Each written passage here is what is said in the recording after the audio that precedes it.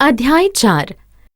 जरनैल बंदा सिंह बहादुर का लोहगढ़ तक पहुंचने का सफर। सिख इतिहास के विशेषज्ञ जानते हैं कि सन 1705 में जब गुरु गोबिंद सिंह का आनंदपुर साहिब का किला छोड़ने के पश्चात सरसा नदी पर परिवार बिछड़ा, उस समय गुरु साहिब जी का परिवार अलग अलग हो गया था।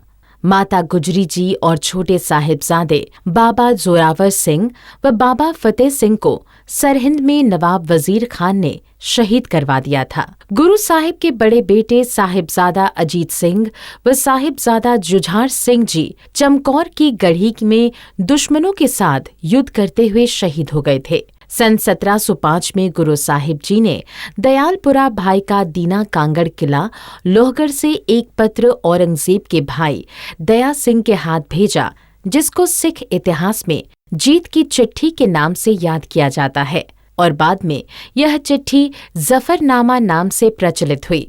गुरु साहिब ने इस पत्र में औरंगजेब को फटकार लगाते हुए कहा कि तू बादशाह कहलवाने के योग्य नहीं। धर्म के नाम पर झूठी कस्में खाने वाले ऐसे फरेबी इंसानों का कोई ईमान नहीं। ना ही तुझे कोई ईश्वर का भय है और ना ही तुझे अपने मुर्शीद का कोई खौफ। अपने अंतरात्मा में झांक कर देख, क्या इस्लाम के कायदे और कुरान की आयतें यही कुछ शिक्षा देती हैं? तुम मेरे 4 बेटों व कुछ मुरीदों को शहीद करके बहुत अहम में हो, परंतु तुम्हें ये नहीं मालूम कि आज भी मेरा कुंडली खालसा मौजूद है, जो जुल्म के विरुद्ध जंग शुरू कर जालिम मुगल सल्तनत की जड़ें उखाड़ देगा। अभी भी समय है कि अपने किए कुकर्मों की माफी मांग और सत्य के मार्ग पर चल। मर्द वही होते हैं जो सत्य पर न्याय के लिए खुद को न्यौछावर कर दें। मुझे कोई हुकूमत के साथ लड़ाई करने का शौक नहीं, परंतु जब तक जालिम हुकूमत के गरीब जनता पर जुल्म ना रुकें और जब जुल्म रोकने के सभी साधन खत्म हो जाएं, तब हथियार उठाना जायज है। जब सतगुरु के ऐसे वचन औरंगजेब ने सुने तो मन में बड़ा पश्चाताप किया और उसने गुरु साहिब जी को मिलने की तीव्र इच्छा जाहिर की। उसने गुरु साहिब जी के पास संदेश भेजा कि वो गुरु जी को मिलना चाहता है। उसने बीते समय के दौरान किए गए जुल्मों के गुनहगारों को सजा देने की बात भी कही, लेकिन गुरु साहिब जी से मिलने से पहले ही औरंगजेब की मौत हो गई। औरंगजेब की मौत के पश्चात उसके पुत्रों में राजगद्दी को लेकर विवाद पैदा हो गया। शहजादा मुअज्जम बहादुर शाह ने गुरु साहिब जी से सहायता मांगी, क्योंकि बहादुर शाह गुरु गोबिंद सिंह जी की अजमत को अच्छी तरह से जानता था और वो अपने पिता औरंगजेब और गुरु साहिब की मुलाकात से संबंधित पत्र के बारे में जानकारी रखता था। दूसरा कारण कि बहादुर शाह का गुरु भाई नंदलाल गोआ गुरु गोबिंद सिंह जी का सेवक था। वो भी बहादुर शाह को गुरु गोबिंद सिंह जी की अजमत संबंधी जानकारी देता रहता था। सिख सैनिकों की मदद के साथ शहजादा मुअज्जम बहादुर शाह विजेता रहा। 8 जून 1707 को जौनपुर में लड़ाई हुई, जिसमें शहजादा तारा आजम मारा गया और मुअज्जम जीत गया। अपना वादा पूरा करने से पहले वो आगरा चला गया, जिससे अम्बेर, जयपुर, जोधपुर और अजमेर के राजपूत राजाओं का उसके विरुद्ध चल रहे आंदोलन को दबाया जा सके। उन्होंने गुरुजी को साथ चलने की अपील की। जरनैल बंदा सिंह बहादुर का पाहुल लेना, अमृतपान करना। जरनैल बंदा सिंह बहादुर के पिछले जीवन के बारे में विस्तार पूर्वक जानकारी अध्याय 24 में दी गई है। ऐतिहासिक स्रोत बताते हैं कि जरनैल बंदा सिंह बहादुर गुरु गोबिंद सिंह जी को फरवरी 1694 में ऋषिकेश में मिले थे। जब गुरु गोबिंद सिंह जी नांदेड़ पहुंचे तो उस समय बंदा सिंह बहादुर की मुलाकात गुरु साहिब के साथ फिर हुई, जहां गुरुजी ने बंदा सिंह बहादुर को पंजाब के वर्तमान हालातों के बारे में बताया और आगे की रणनीति तैयार कर सिख कौम का जरनैल स्थापित करके पंजाब की ओर रवाना किया। जरनैल बंदा सिंह बहादुर का खंडे बाटे की पाहुल लेने का सबसे बेहतर विवरण स्वरूप सिंह कोशिश द्वारा भट्ट वहियों के आधार पर लिखी पुस्तक गुरु दियां साखियां 1790 में दिया है।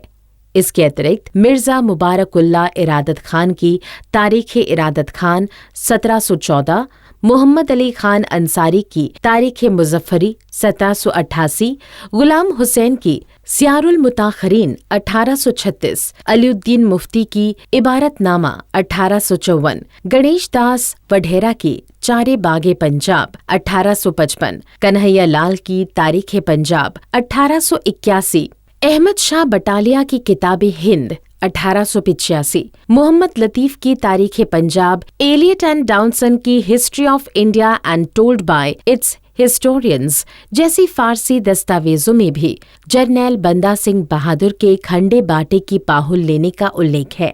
पंजाबी स्रोतों में केसर सिंह छिब्बर की बंसावली नामा 10 पातशाहियां का 1769, रत्न सिंह भंगू का प्राचीन पंथ प्रकाश 1808, 1841, ज्ञानी ज्ञान सिंह की शमशीर खालसा 1880 में भी खंडे बाटे की पाहुल का जिक्र है। करम सिंह हिस्टोरियन और ज्ञानी करतार सिंह कलासवालिया, जो पहले खंडे बाटे की पाहुल के बारे में लिखना भूल गए थे, ने अपने नए संस्करणों में जरनैल बंदा सिंह बहादुर के खंडे बाटे की पाहुल लेने का उल्लेख किया था।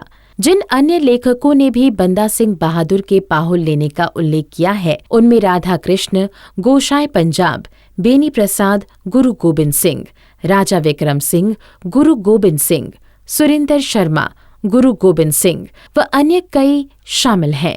अंग्रेजी लेखकों में James Brown, Indian tracts, Max Gregor, history of the Sikh, C.H. Payne, the Sikhs भी इसकी पुष्टि करते हैं। इसलिए लगभग सभी निष्पक्ष लेखक यह मानते हैं कि जरनैल बंदा सिंह बहादुर ने खंडे बाटे की पाहुल ली थी। जरनैल बंदा सिंह बहादुर ने नांदेड़ छोड़ा। गुरु गोबिंद सिंह जी को अक्टूबर 1708 में नांदेड़ में घोड़ों के सौदागर जमशीद खान अफगान, जो गुरु साहिब जी का श्रद्धालु था, वह गुरु साहिब की फौजों के लिए घोड़े उपलब्ध करवाने का कार्य करता था।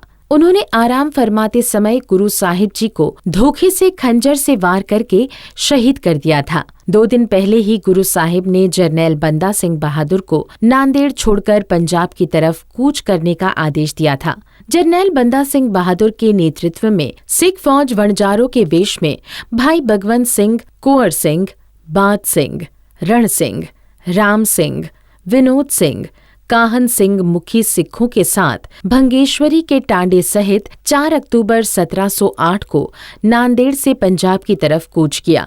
भगवंत सिंह भंगेश्वरी, पहला नाम भागु वणजारा, औरंगजेब के बड़े मनसबदारों में से एक था, जिसके पास 5000 का मनसब था।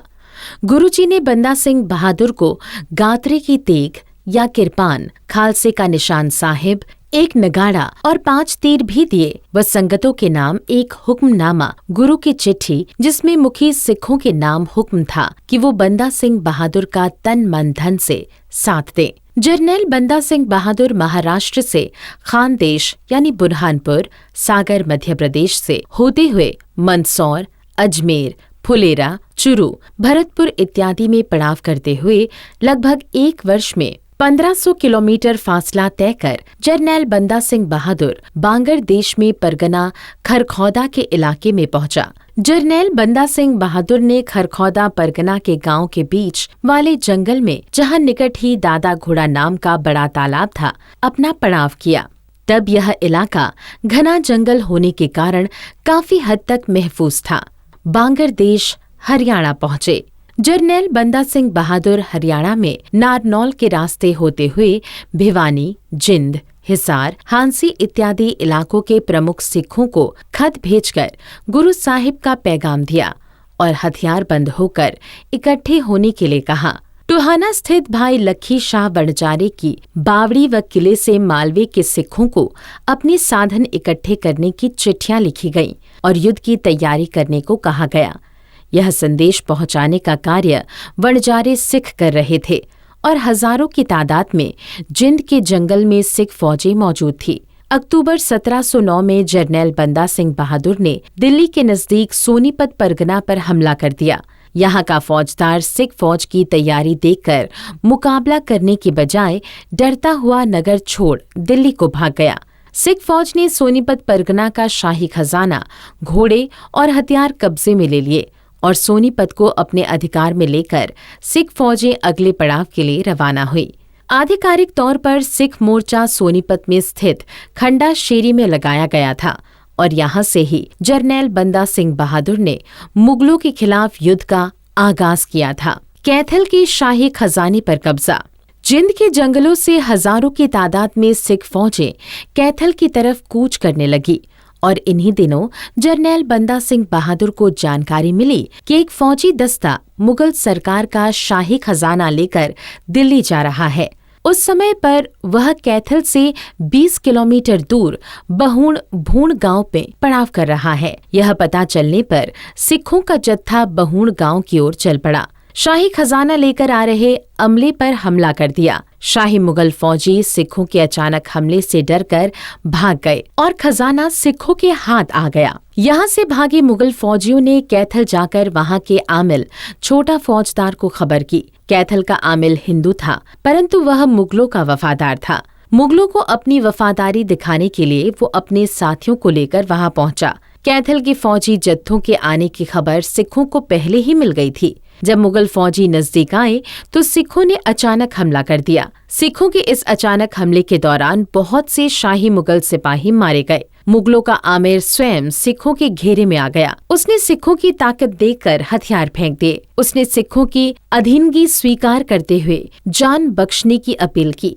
जरनैल बंदा सिंह बहादुर ने उसकी विनती कबूल कर ली। कैथल का तमाम शाही खजाना, हथियार व घोड़े आदि सिख फौज के खजांची के हवाले कर दिए। इसके थोड़े दिन के पश्चात ही भाई रूपा, भाई बहलो और मालवे के बहुत से सिख परिवारों के अनेक नौजवान घोड़ों और हथियारों के साथ होकर जरनैल बंदा सिंह बहादुर के फौजी जत्थे में शामिल हो गए।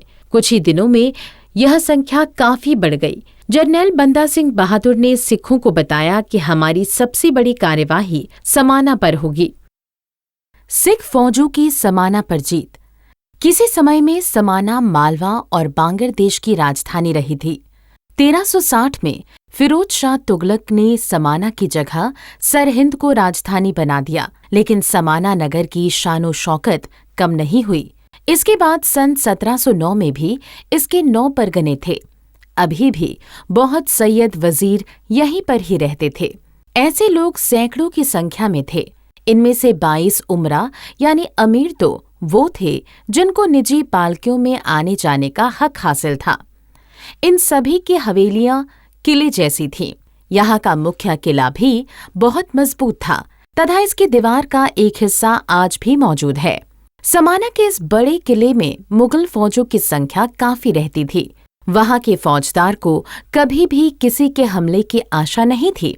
समाना शहर का सिख तवारीख के साथ एक अन्य संबंध भी था।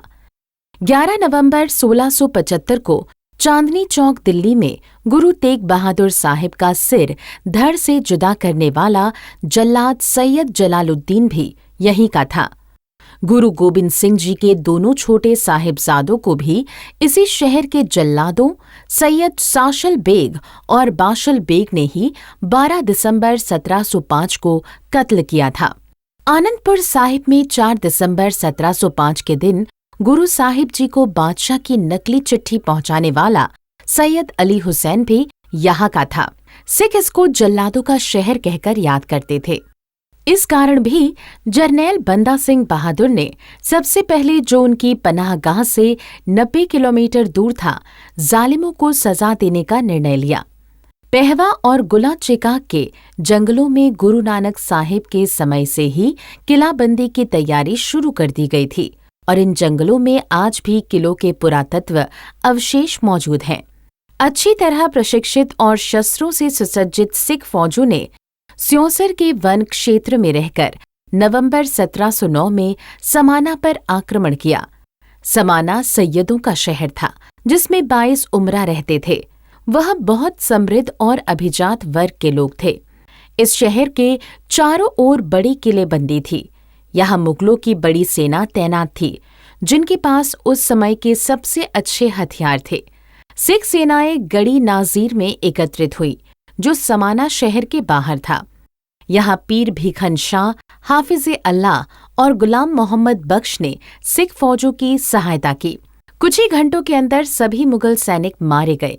सिख फौजों ने समाना के भी सभी किलों पर कब्जा कर लिया।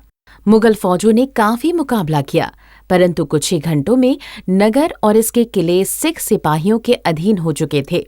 समाना पर कब्जा करने के पश्चात जरनैल बंदा सिंह बहादुर ने ऐलान किया कि किसी भी निर्दोष व्यक्ति के जान माल को कोई हानि नहीं पहुंचाई जाएगी और केवल जालिम हाकिमों और जल्लादों को ही सजा दी जाएगी।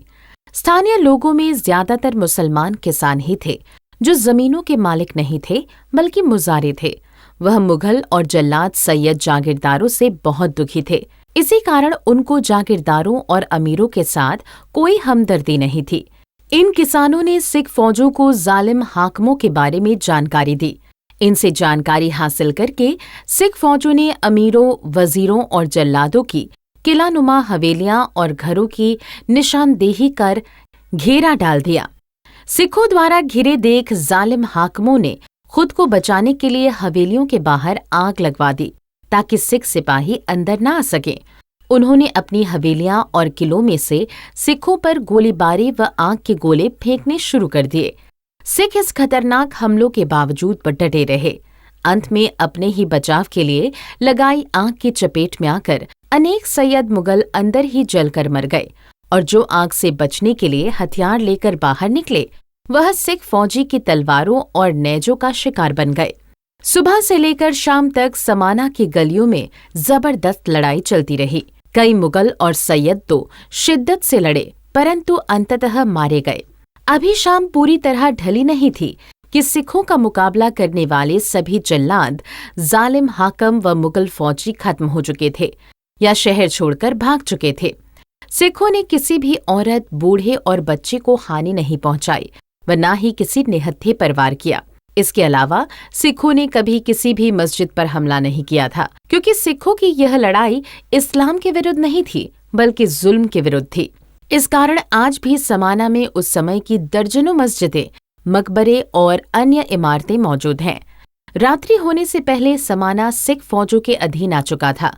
इस लड़ाई में मरने वाले मुगलों और सैयदों की संख्या अलग अलग स्रोत से 5 से 10,000 तक लिखते हैं। समाना पर कब्जे के दौरान सिख फौजों को हथियारों का बड़ा जाखिरा, खजाना व सैकड़ों घोड़े हासिल हुए। समाने को सिखों के अधीन करने में भाई फतेह सिंह, भाई भक्तू के परिवार ने अहम भूमिका निभाई। जरनैल बंदा सिंह बहादुर ने भाई फतेह सिंह को समाना का फौजदार नियुक्त किया और कुछ फौज उनके लिए छोड़कर अगले मंसूबे की तैयारी शुरू कर दी। इस समय तक सिख फौज में 10 से 12,000 सिख शामिल हो चुके थे। खाफी खान के अनुसार 2 से 3 महीनों में ही 4 से 5,000 घुड़सवार और 7 से 8,000 पैदल सिख जरनैल बंदा सिंह बहादुर की फौज में शामिल हो चुके थे और दिन प्रतिदिन उनकी संख्या बढ़ती गई। समाना में कुछ मुसलमान अमीर बचकर निकलने में कामयाब हो गए थे और उनमें से अधिकतर थानेसर, मुर्तजापुर और पहवा चले गए थे। नगर सन्नौर पर सिख फौजों का कब्जा। सन्नौर एक प्राचीन नगर था जो कि समाना से लगभग 15 किलोमीटर की दूरी पर स्थित था। सन्नौर शहर के मुखिया ने जल्दी अपनी हार मान ली। यहाँ का हथियार व खजाना भी सिख फौजों के पास आ गया और सिख फौजों ने अपने अधीन आने वाले सभी गांव में अपनी पंचायतें स्थापित कर दी। सिखों का घड़ाम पर कब्जा। प्राचीन सन्नौर नगर को अपने अधीन करने के बाद सिख फौजों ने घड़ाम शहर की ओर कूच किया, जो सन्नौर से लगभग 20 किलोमीटर की दूरी पर था, जिसका पुराना नाम कुहराम था। घड़ाम भी एक प्राचीन नगर था और इसका किला बहुत महत्व रखता था। यह किला मोहम्मद गौरी के समय से ही बड़ी राजनीतिक सरगर्मियों का केंद्र रहा था। जरनैल बंदा सिंह बहादुर चाहते थे कि सरहिंद पर हमला करने से पहले इसके आसपास के सभी किलों को अपने अधीन कर लिया जाए। इस कारण सिख फौजों के लिए यह किला जीतना भी जरूरी था। जब सिख फौजों ने घड़ाम पर हमला किया तो यहाँ के फौजदार ने डटकर मुकाबला किया। इस घमासान जंग में सिख और मुसलमान दोनों फौजों का भारी नुकसान हुआ, परंतु अंत में जीत सिखों की ही हुई और यहाँ का किला, घोड़े, हथियार व खजाना भी सिखों के हाथ आ गया। अब वर्तमान में घड़ाम किले के कुछ अवशेष ही मौजूद हैं। ठसके पर हमला। घड़ाम पर विजय के पश्चात जरनैल बंदा सिंह बहादुर ने यहाँ से 20 किलोमीटर आगे ठसका, जिसको ठसका मिरांजी भी कहते हैं, पहुंचे। यह शहर पीर भीखण शाह से संबंधित था और इस शहर के सूफी संतों, सैयद, मुसलमान पीर ने जरनैल बंदा सिंह बहादुर का स्वागत किया, सैन्य सामान इत्यादि सिख फौज को उपलब्ध करवाया। पीर जफर अली, जो कि पीर भीखण शाह के वंशज थे और ठसका परगना के मुखिया भी थे, उन्होंने जरनैल बंदा सिंह बहादुर के साथ बैठकर मुगलों के खिलाफ अन्य रणनीतियां भी तैयार की। यहाँ से भारी मात्रा में मुसलमान फौजी जरनैल बंदा सिंह बहादुर की फौज में शामिल हुए। थानेसर और शाहबाद मारकंडे पर कब्जा। ठस्का के उपरांत जरनैल बंदा सिंह बहादुर ने 30 किलोमीटर दूर थानेसर को भी अपने अधीन कर लिया। जरनैल बंदा सिंह बहादुर के थानेसर पहुंचने से पहले ही सिख फौजियों के द्वारा थानेसर के किले पर सिख राज का झंडा लहराया जा चुका था और थानेसर का मनसबदार, जो कि साईं मियां मीर के परिवार से थे, उनके द्वारा जरनैल बंदा सिंह बहादुर का स्वागत किया गया। इसके अलावा थानेसर में एक खालसा मीनार तैयार की गई, जो आज भी मौजूद है। थानेसर ही दुनिया का ऐसा शहर है जहां पर 10 के 10 सिख गुरु साहिबानों ने प्रचार दौरे किए। थानेसर से ही खालसा राज को स्थापित करने के लिए प्रमुख योगदान दिया गया। भूगोलिक दृष्टिकोण से थानेसर एक व्यापारिक मार्ग के ऊपर स्थित है और थानेसर से 60 किलोमीटर की दूरी पर लोहगढ़ खालसा राजधानी स्थित है। थानेसर से संबंधित अधिक जानकारी अध्याय 22 में दी गई है। इसके पश्चात मारकंडे नदी के किनारे बसे नगर शाहबाद थानेसर से 30 किलोमीटर दूर की ओर कूच किया गया। शाहबाद का कोतवाल नानक परस्ती मुरीद था और जरनैल बंदा सिंह बहादुर के शाहबाद आगमन पर उनका स्वागत हुआ। जरूरी सैन्य सामान सिख फौज को मुहैया करवाया और शाहबाद का किला सिख फौज के हवाले कर दिया। उसके बाद शाहबाद में जरनैल बंदा सिंह बहादुर द्वारा अपना शासक नियुक्त किया गया। शाहबाद में ही गुरु नानक साहिब के एक मंजी या सिख प्रचार केंद्र स्थापित किया था। इसलिए शाहबाद और उसके आसपास के इलाकों के लोग गुरु नानक साहिब की विचारधारा को मानने वाले लोग थे। जरनैल बंदा सिंह बहादुर का शाहबाद में भी सिख संगत के द्वारा स्वागत किया गया। मुस्तफाबाद पर कब्जा। जरनैल बंदा सिंह बहादुर जब शाहबाद से मुस्तफाबाद की तरफ दिसंबर 1709 में कूच करते हुए मुस्तफाबाद इलाके में बसे वणजारे या लुबाने सिखों के द्वारा उनका स्वागत किया गया और भारी संख्या में वो लोग सिख फौज में शामिल हुए। मुस्तफाबाद इस इलाके का सबसे बड़ा परगना था। 700 का मनसबदार मुस्तफाबाद में बैठता था। जब सिख इस नगर के निकट पहुंचे तो यहाँ के फौजदार ने 2000 फौजी 2 तोपे लेकर सिख फौजों का रास्ता रोकने के लिए भेज दिए। सिख फौजों ने जोरदार हमला किया तो मुगल फौजी भयभीत होकर भाग गई।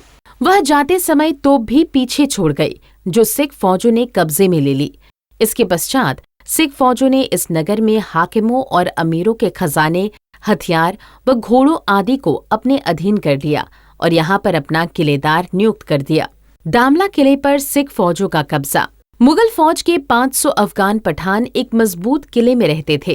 पीर बदरुद्दीन शाह सढौरा के खानदान को मुगल हुकूमत ने 500 का मनसब दे रखा था, क्योंकि यह परिवार मोहम्मद साहब की बेटी फातिमा के वंश से संबंध रखता था।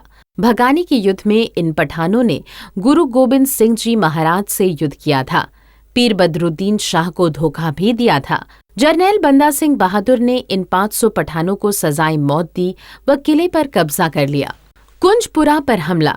मुस्तफाबाद और दामला जीतने के बाद जरनैल बंदा सिंह बहादुर सरहिंद पर हमला करने से पहले उसके सभी परगनों के चौधरियों को अपने अधीन करते आ रहे थे।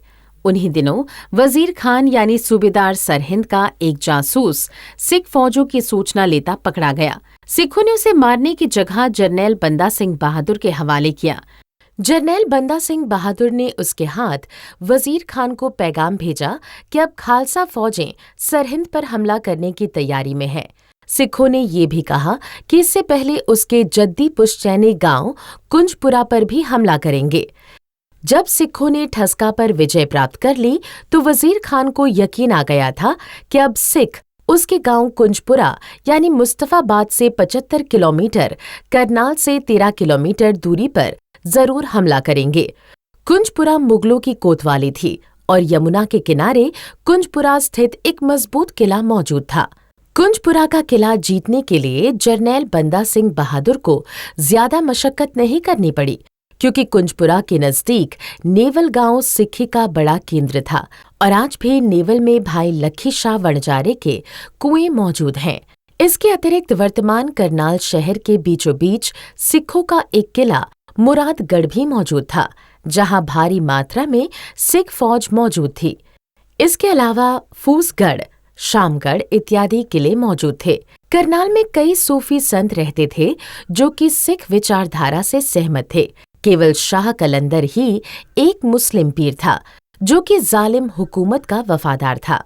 जरनैल बंदा सिंह बहादुर ने जब कुंजपुरा को जीतने के लिए कूच किया तो वजीर खान फौजदार सरहिंद ने 2000 घुड़सवार, 4000 पैदल फौज और 2 बड़ी तोपें कुंजपुरा की हिफाजत के लिए रवाना कर दी।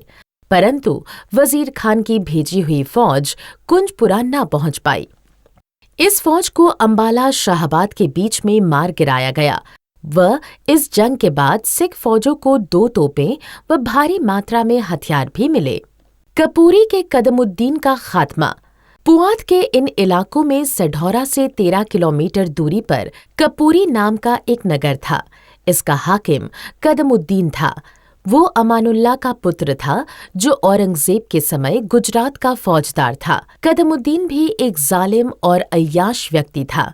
उसने दूसरे हाकिमों की तरह खूब दौलत इकट्ठी की हुई थी। उसे अपने पिता की बहुत सारी दौलत भी मिली हुई थी। एक दिन कपूरी के कुछ हिंदू जरनैल बंदा सिंह बहादुर को मिले और कदमुद्दीन के जुल्मों के बारे में बताया। अगले ही दिन जरनैल बंदा सिंह बहादुर ने कपूरी पर हमला कर दिया। कदमुद्दीन ने सिख फौजों के आगे हथियार फेंकने की जगह स्वयं को अपनी हवेली में कैद कर लिया। सिख फौजों का रास्ता रोकने के लिए उसने अपनी हवेली के इर्द गिर्द आग लगवा दी ताकि सिख फौजें अंदर न आ सके। लेकिन वो स्वयं अपनी हिफाजत के लिए लगाई गई आग में हवेली के अंदर ही जलकर राख हो गया। एक मुसलमान के लिए जलकर मरने से बड़ी सजा नहीं हो सकती। सढौरा पर विजय और उस्मान खान का खात्मा। सढौरा का जालिम हाकिम उस्मान खान भी सिख फौजों के निशाने पर था। उस्मान खान ने गुरु गोबिंद साहिब के एक मुसलमान मुरीद सईद बदरुद्दीन पीर बुद्धू शाह और उसके परिवार पर बड़े जुल्म किए थे। उनको सिखों का साथी कहकर शहीद किया गया था। उस्मान खान पर यह भी इल्जाम था कि वो गैर मुसलमानों से सख्त नफरत करता था। इस कारण कपूरी पर जीत के पश्चात जरनैल बंदा सिंह बहादुर ने सढौरा की ओर कूच किया। इस समय तक जरनैल बंदा सिंह बहादुर की फौजों की संख्या 70,000 तक हो चुकी थी। नई खोज से पता चला है कि सिख फौजों द्वारा सढौरा और सढौरा के आसपास कई किलों का निर्माण कर दिया गया था। इसके चलते हुए जरनैल बंदा सिंह बहादुर को सढौरा जीतने में कोई विशेष मुश्किल नहीं आई और 2-3 घंटे के समय के अंदर ही मुगल हाकिम को मार गिराया। प्रसिद्ध इतिहासकार हरिराम गुप्ता के अनुसार जब बंदा सिंह बहादुर की फौजें सढौरा के निकट पहुंची तो उस्मान खान की पहले से ही तैयार की गई तोपों ने सिख फौजों पर गोले दागने शुरू कर दिए, जिस कारण कई सिख शहीद हो गए। परंतु इसके बावजूद सिख फौजी आगे बढ़ते गए। नगर का मुख्य द्वार तोड़ने में सफल हुए। शहर के अंदर उस्मान खान की फौजों और सिख फौजों के बीच घमासान जंग हुई। इस मौके पर पीर बुद्धू शाह के परिवार में से कुछ शख्स सिख फौजों का साथ दे रहे थे। इस कारण उनको शहर पर अधिकार करने में कोई मुश्किल नहीं आई। सढौरा के कई नवाब, वजीर और अमीर सफेद ध्वज लेकर जरनैल बंदा सिंह के पास पेश हुए और रहम की अपील की। जरनैल बंदा सिंह बहादुर ने उनको क्षमा कर दिया, परंतु उनसे ये वायदा लिया कि वो हमेशा से सिख फौजों के वफादार रहेंगे। बेशक अन्य सभी ने हथियार फेंक दिए थे, परंतु सढौरे के हकीम उस्मान खान ने स्वयं को किले के अंदर बंद कर लिया। सढौरे का किला बहुत मजबूत था और इसको जीत पाना एक बहुत मुश्किल मुहिम थी। इस बार फिर पीर बदरुद्दीन के मुरीदों ने महत्वपूर्ण भूमिका निभाई। उन्होंने किले के अंदर रास्ता बनाकर उनसे किले का द्वार खुलवा लिया और किले पर कब्जा कर लिया। उस्मान खान को गिरफ्तार करके सजाए मौत दी गई। आज भी सढौरा में कुतुबुल अख्ताब यानी शाह अब्दुल वहाब की दरगाह और गंजे इल्म भी वैसे ही कायम है जैसे वो 1709 में थी। ये घटना 5 दिसंबर 1709 की है। अब सढौरा पर खालसे का नीला निशान साहिब पहरा दिया गया और शहर के इंतजाम के लिए एक खालसा पंचायत कायम कर दी गई। इन घटनाओं की खबर मुगल बादशाह बहादुर शाह को टोडा नगर में मिली। बहादुर शाह ने लाहौर के सूबेदार और सरहिंद के फौजदार को सिखों के विरुद्ध कार्यवाही करने के लिए खत लिखे। अहवाल उल खवाकीन के लेखक मोहम्मद कासिम औरंगाबादी के अनुसार जरनैल बंदा सिंह बहादुर ने सढौरा का नाम अजायबगढ़ रख दिया। औरंगाबादी ये नाम 2 जगह पृष्ठ 64 से 67 और 68 पर लिखता है। सढौरा किले को मुगल फौजों ने 19 सितंबर 1713 को गिराना शुरू किया था। इसके अतिरिक्त सढौरा से संबंधित विस्तार पूर्वक जानकारी अध्याय 21 पर दी गई है। लोहगढ़ को राजधानी स्थापित करना। समाना, गुड़ाम, सनौर, ठस्का, मिरांजी, थानेसर, कुंजपुरा, शाहबाद, दामला, मुस्तफाबाद, कपूरी और सढौरा की विजय के पश्चात जनवरी 1710 में जरनैल बंदा सिंह बहादुर ने लोहगढ़ को आधिकारिक तौर पर खालसा राजधानी घोषित किया।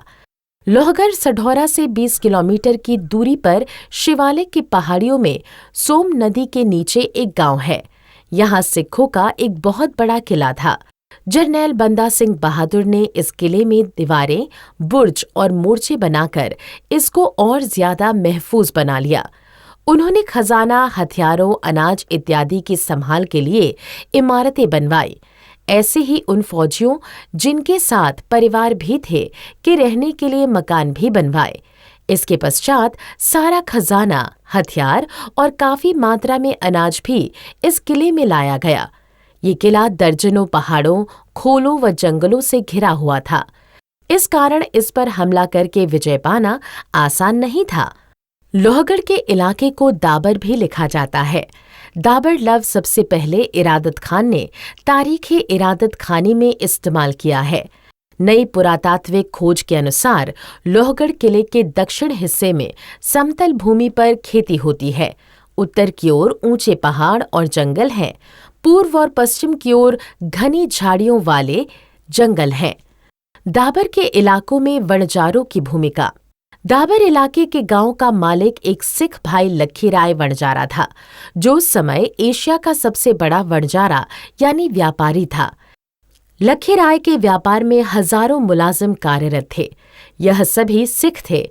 जब बंदा सिंह बहादुर ने लोहगढ़ को राजधानी बनाया था तो ये सभी वणजारे उनके मददगार बन गए।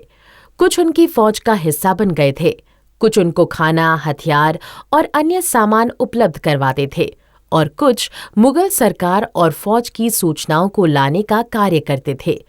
मुगलों को भी अनाज की सप्लाई इन वणजारों से ही मिलती थी। इस कारण मुगलों की खबरें इनको पता चलती रहती थी और वो सारी जानकारी जरनैल बंदा सिंह बहादुर तक पहुंचा दिया करते थे। वणजारा एक ही परमात्मा को मानते थे और गुरु नानक साहिब को अपना इष्ट मानते थे। क्योंकि वणजारे सभी देशों में व्यापार करते थे, इसलिए वो सिखों के जरनैल बंदा सिंह द्वारा चलाई हुई मुहिम में बहुत सहायक हुए। उसमें बहुत से वणजारों ने सिक्खी धारण की हुई थी और गुरु नानक साहिब की विचारधारा में दृढ़ विश्वास रखते थे। कामवर खान, तरकी रातू, सलातिन, चगत्ता, शफे 93-94 भी इसकी तायद करता था।